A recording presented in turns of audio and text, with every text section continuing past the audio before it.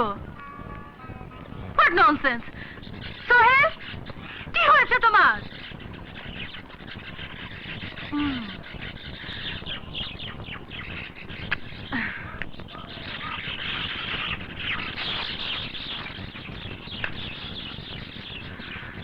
পথ ছাড়ো নিশা, আমাকে যেতে দাও। না, আমার প্রশ্নের উত্তর না দিয়ে তুমি যেতে পারবে না। তোমাকে বলতেই হবে, কেন আজ তুমি আমাকে অ্যাভয়েড করছো? আমি কিছুই বলতে চাই না, কিছু শুনতে চাই না। বাস এইটুকু জেনে রাখো, আজ, এখন, এই মুহূর্ত থেকে তোমার আমার সম্পর্ক শেষ। কিন্তু কেন? কি অপরাধ করেছি আমি? বিনা অপরাধে কিসের শাস্তি তুমি আমাকে দিতে চাও? তোমাকে ভালোবেসে আমি আমার মা বোনের চোখের কাঁটা হতে পারবো না, তাদের মনে কষ্ট দিতে পারবো না। আমাকে ভালোবাসলে যদি তুমি তোমার মা বোনের চোখের কাঁটা হও, আমাকে ভালোবাসলে যদি তোমার মা বোনের মনে কষ্ট হয়, তাহলে তাহলে কেন ভালোবাসার আগে এই কথা বলনি? জবাব দাও।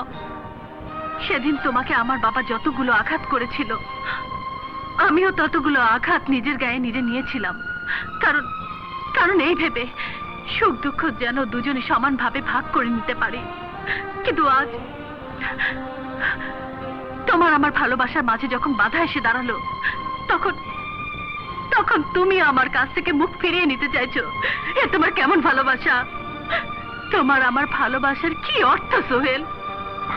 নিশা, নিশা, এতদিন তোমার আমার যে সম্পর্ক ছিল, তাকে তাকে একটা স্বপ্ন মনে করে আমাকে ভুলে যাও নিশা, ভুলে যাও।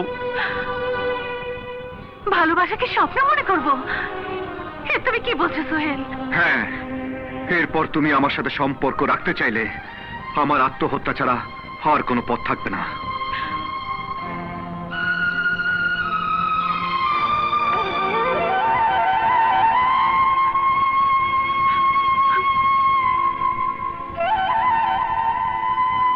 ঠিক আছে, তুমি যদি আমাকে ছেড়ে চলে যেতে পারো, তাহলে আমিও পারবো তোমাকে ছেড়ে এই দুনিয়া থেকে চলে যেতে।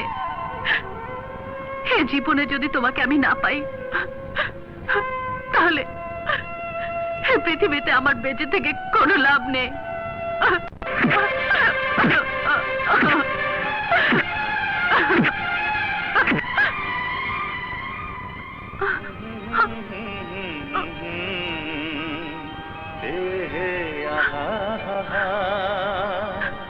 হৃদয়ে আছো তুমি, আমি তোমারই থাকবো। I love you, Nisha. I love you, sir. I love you. I love you.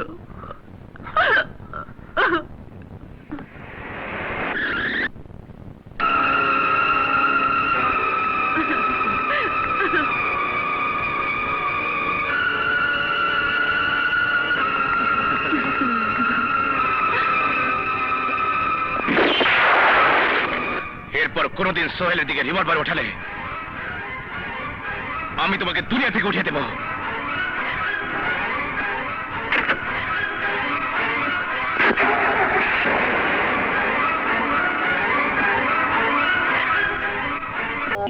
কাল বিজয় দিবস, এলাকার সবাই আমাকে অভিনন্দন জানাবার জন্য আমার বাড়ির সামনে এসে জমা হবে।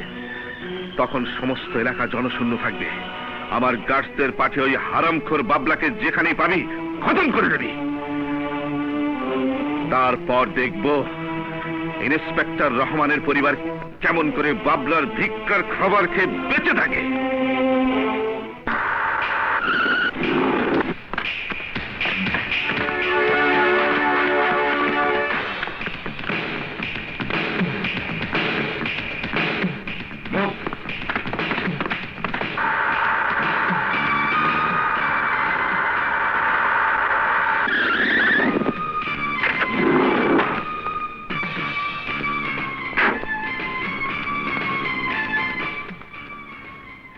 দীনদয়াল চৌধুরী, দীনদয়াল চৌধুরী জিন্দাবাদ, জিন্দাবাদ। দীনদয়াল চৌধুরী, দীনদয়াল চৌধুরী জিন্দাবাদ, জিন্দাবাদ। দীনদয়াল চৌধুরী, দীনদয়াল চৌধুরী জিন্দাবাদ, জিন্দাবাদ। প্রিয় দেশবাসী, আপনারা আমার আজকের এই বিজয় দিবসের শুভেচ্ছা গ্রহণ করুন। এতদিন ধরে আপনারা আমাকে উপঢৌকন স্বরূপ যে অর্থ সম্মানই দিয়েছেন, সেই অর্থের বিনিময়ে আমি আপনাদের কি উপকার করব তা আপনারা ভাবতেও পারবেন না। তোমার ভাই আমার ভাই, বড় ভাই বড় ভাই। বড় ভাই, বাবলাকে এলাকায় কোথাও খুঁজে পেলাম না। কি বলছিস তুই? দীনদয়াল চৌধুরী, আমি এসে গেছি। দীনদয়াল চৌধুরী, দাস ধরোকে।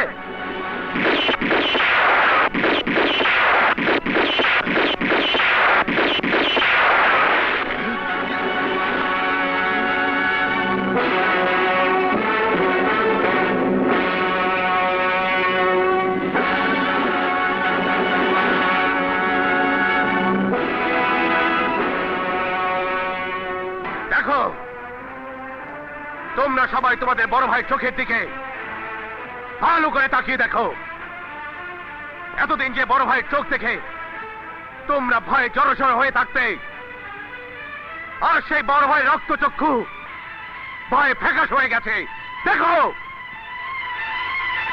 তোমাদের এই বড় ভাই মানুষ রূপী এমন এক রাক্ষস, যে এই শহরের প্রতিটি যুবককে, আপনার ভাইকে, আপনার সন্তানকে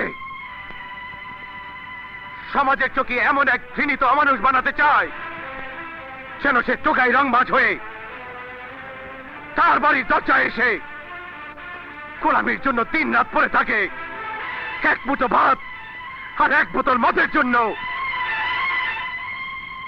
সেই শহরের হাসপাতাল মালিক, মিল মালিক, শিক্ষা প্রতিষ্ঠানের কর্মকর্তা সবাইকে ভয় এবং ভীতির শিকল পরিয়ে বন্দি করে রেখেছে। সবাই প্রতি বছর তাকে লক্ষ লক্ষ টাকা উপঢৌকন দিয়ে থাকে, কিন্তু সে সমস্ত টাকা এলাকার মঙ্গলের নামে আত্মসাৎ করেছে। কারণ রাক্ষসের পেট কোনোদিন ভরে না। সে আপনাদের সঙ্গে প্রতারণা করেছে। আপনারা কি এমন এক শহরের বাসিন্দা হতে চান, যে শহরের অধিনায়ক হবে গুন্ডা, বদমাশ আর খুনি? বলুন, জবাব দিন।